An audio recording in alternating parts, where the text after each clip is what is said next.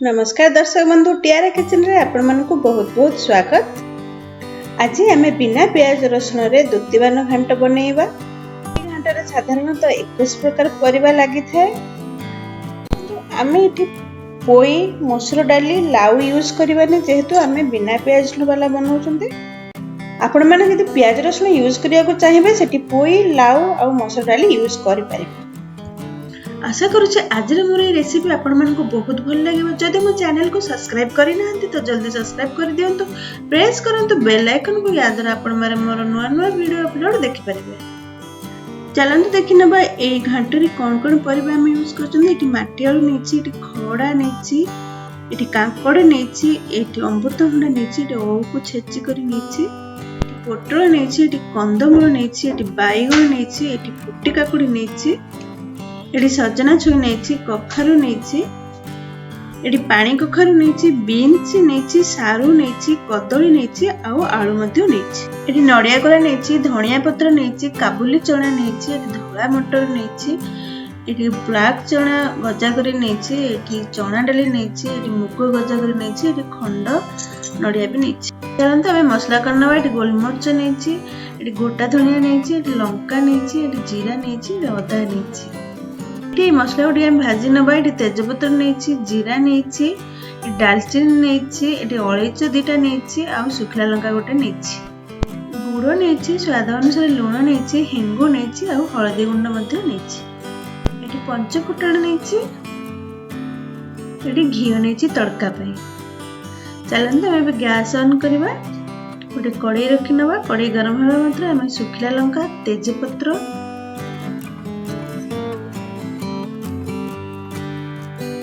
टिके ताको भाजी नबा। टिके से हे चला पर हमें जीरा और दालचीनी और अलैच पके भाजी नबा। हमर देखो एटा भाजी हे गेलानी। हमें एबे ताको ग्राइंड कर नबा।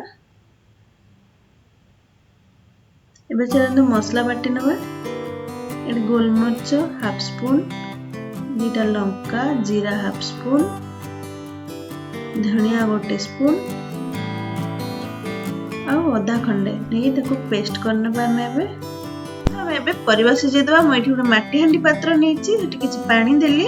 आपण एठी डेक्ची भी यूज कर परिबे। स्वाद अनुसार लूण पकेली। एठी गोटे चम्मच हल्दी गुंड पकेली। एको कवर करना बा। पानी हमर एबे देखंतु फुटिलानी। हम एबे काटी रखिथवा परिबा सब पकेइ नबा।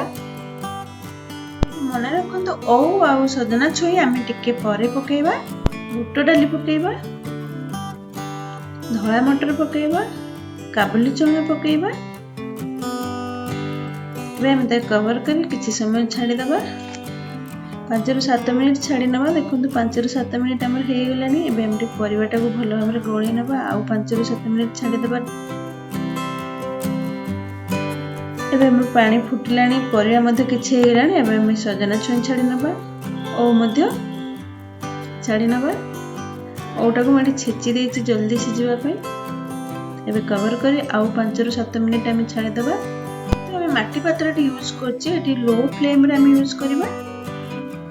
देखन हमर परिबा ऑलमोस्ट सिझी आसिलानी। एबे हम नडिया खंड पकै नबा। ताको मध्ये गोळै नबा। एबे हम गजा, मुग आउ कला चना रखिछन ताको पकै नबा।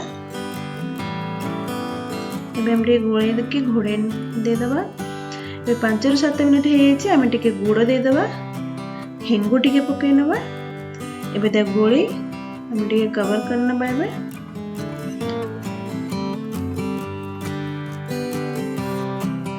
एबे हमर परिबा देखंतु सिझी गलानी।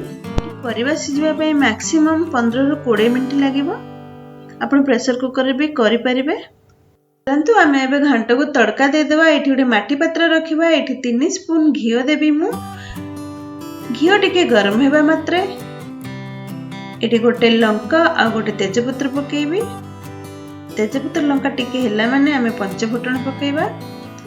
एबे आमे पंचफुटण हे गेलानी। आमे जो अदा पेस्ट रखिथिले ताको पकेइ हम भलो भाबरे गोळै नबा। एठी मने रखंतु अदाटा को हम बेसी कसिबानी, अल्प टिके कसिबा जेहेतु एटा बिना प्याज रो। सिझे रखिथवा परिबा को आमे ता दर दे दबा। आपण यदि पियाज रसुण करेंगे ये पियाज और रसुण आड करें। एबे हमें टिके भल भाव चलै नवा जेहेतु आम माटी पात्र कर भल भाव गोलौवा ना तले लगिज। देखो आमर घांट ऑलमोस्ट रेडी हो गलानी। एबे आम नड़िया कोरा देवा जो सुखिला मसला को आम रोस्ट करथिले ताकू पकई नबा। एबे धनिया पत्र पकई दबा। आमर दुतिबान घांट रेडी हो गला। दर्शक बंधु ये दुतिबान घांट घरे बनातु आउ यार रिजल्ट मते कमेंट बॉक्स रे दियंतु। मो चैनल लिंक आपण शेयर आपण फेसबुक और व्हाट्सएप रे मध्ये करि परिबे। जदि आज मो चैनल को आपण नुआ करी आछंती प्लीज सब्सक्राइब करिया को भूलिबेनी। दर्शक बंधु आपण माने मते बहुत भलो पाइबा देइछंती सेति पई बहुत बहुत धन्यवाद। Keep supporting. Thanks for watching. Happy cooking.